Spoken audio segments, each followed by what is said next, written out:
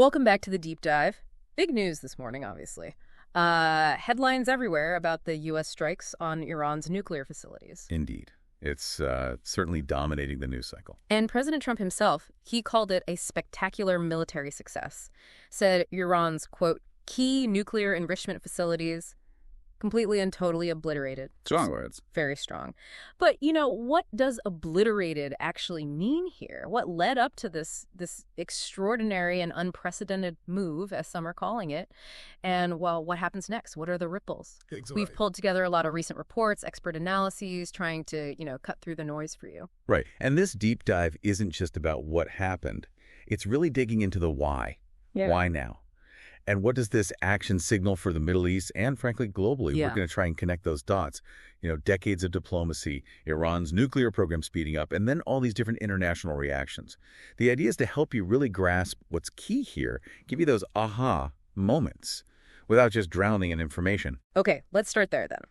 Unpack the why now. We've watched Iran's nuclear program for years, lots of concern, but sources suggest things really hit a critical point just now.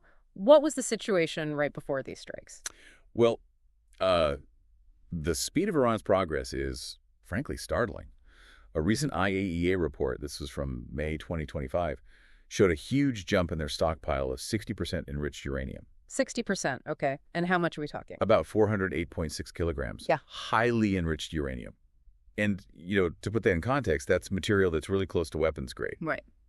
Sources we looked at estimate Iran could take that 60% stock and turn it into enough actual weapon-grade uranium for 9 nuclear weapons. 9 weapons. 9. And potentially, get this, in just 3 weeks at their Fordow site. 3 weeks. And the first bombs were that critical 25 kilograms of weapon-grade material. Yeah. Maybe 2 to 3 days. 2 to 3 days. That number just stops you. It really highlights the perceived urgency, doesn't it? Why maybe diplomacy felt like it was running out of time for some? Precisely. And if they used both Fordow and Natanz, their other big enrichment plant, Yeah. then they could potentially produce enough for 11 weapons in the first month, going up to 22 by month 5. Wow.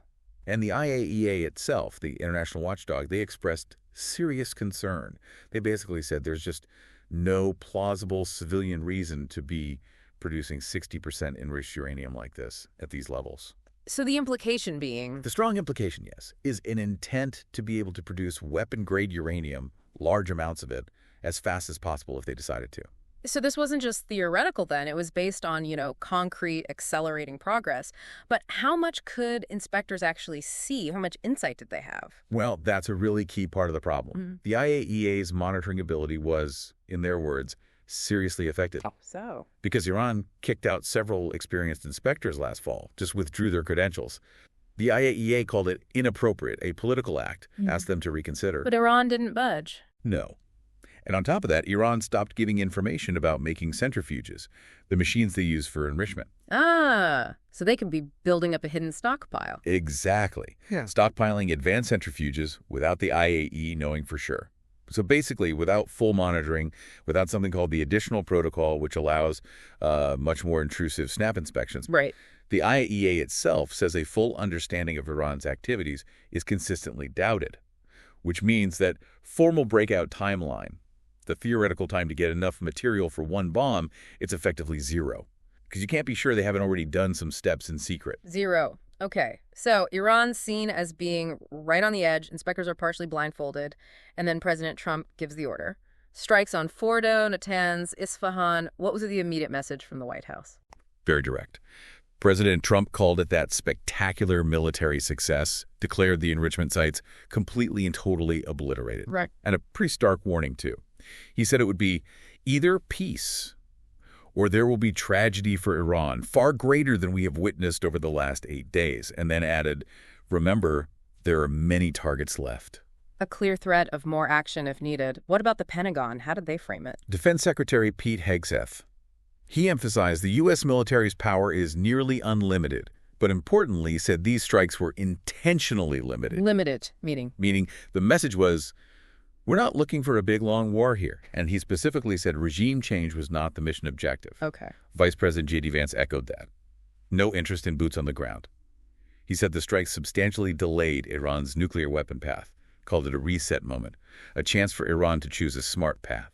A reset. Now, this is where the analysis gets really interesting, right? Because for years, decades really, administrations held out hope for diplomacy. But Matthew Kroenig at the Atlantic Council, he argues that Iran's leaders just weren't willing to give up the program voluntarily. He said, essentially, we were out of time. That's his take, yes. And he makes the point that only the U.S. really had the military capability to hit those deeply buried, hardened sites like Fordow. Yeah. And crucially, he says, if Iran tries to rebuild, we can hit them again. That's the quote. Yeah. He even called it the biggest U.S. foreign policy accomplishment since the end of the Cold War. Quite a statement. It is. And another voice from the Atlantic Council, Landon Durrance, adds another layer. He calls it a calculated decision made possible because of geopolitical foresight, energy abundance, and a U.S. posture of control rather than provocation. What does that mean exactly, posture of control? The argument is that, unlike maybe past conflicts, these strikes didn't massively destabilize global energy markets or cause oil prices to spike uncontrollably. And in this view, that reinforces U.S. credibility. It suggests maybe a new way to use military power without causing global economic chaos. It's presented as a strategic move that bolsters political standing, not just a military one. Interesting angle. But of course, an action like this, it triggers immediate and strong pushback. Well, you have outlets like the Wall Street Journal editorial board praising Trump for meeting the moment, saying the isolationists were wrong. Predicting another Iraq, yeah. Exactly. You also have loud criticisms. What were the main lines of attack? Well, legality was a big one. Many Democrats, like Senator Tammy Duckworth, Representative Sean Casten, they immediately said the president acted illegally, bombing Iran without Congress's approval. Right, the constitutional argument. Yes, and Senator Duckworth warned this puts U.S. troops and citizens at risk of retaliation, potentially dragging the U.S. into yet another Middle East war. The quagmire fear. Absolutely. And some critics went further. Ahmed Rehab from the Council on American-Islamic Relations claimed the decision was actually influenced by Israeli Prime Minister Netanyahu. So accusations of foreign influence alongside the legal and strategic concerns. But countering that quagmire fear, some other analyses we saw argued things are actually quite different this time. That's true. While you hear the comparisons to Iraq, Afghanistan, others are pushing back saying, look, that's an outdated model. How so? Some commentary, you see this online in certain expert forums too, suggest the rate of collapse of Iran's capabilities might actually prevent a long, drawn-out fight. Some even saying this might be the perfect moment to finish the regime off. Strong language again. What's the basis for that view? They point to things like Israel's recent air defense success against Iranian missiles and drones. The argument is that modern intel and precision weapons make these kinds of strategic strikes far more effective, less likely to get bogged down like, say, bombing campaigns in Vietnam or Cambodia. And there were reports, unconfirmed but circulating, suggesting Iran's earlier retaliatory strike against Israel was actually quite ineffective. Maybe only 100 missiles launched out of 1,000 ordered. Yeah. If true, some argue that totally recast Iran's credibility. So the argument is Iran might look weaker than previously thought. Precisely. That maybe Iran appears incredibly weak and incompetent and that nobody really wants to invade Iran anyway, so this could be more of a blow up what you need to blow up, then go home kind of scenario, rather than a long occupation. It directly challenges that endless war narrative. A very different take. Okay, let's zoom out.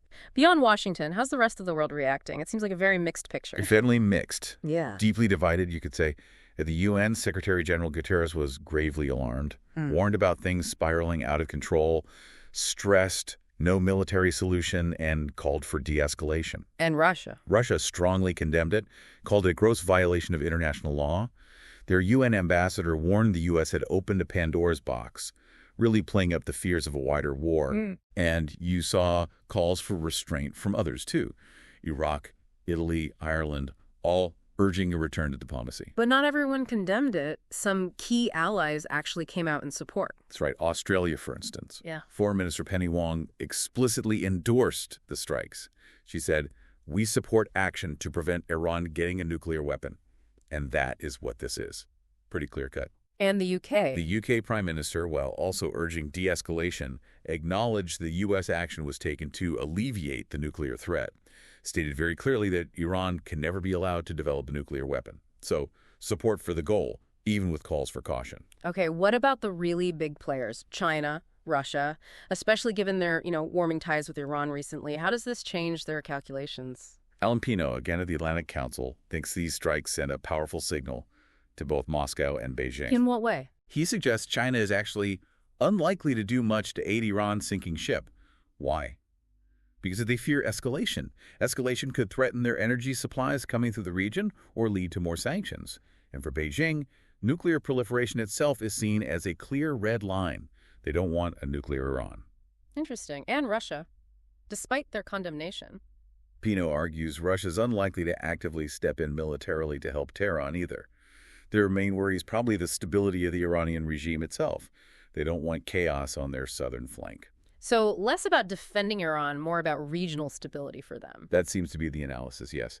And adding to that, a report from the Institute for the Study of War points to something else: the deafening silence of Iran's proxies. Groups like Hezbollah, the Houthis. Exactly. They seem exhausted or maybe unwilling to jump in forcefully this time.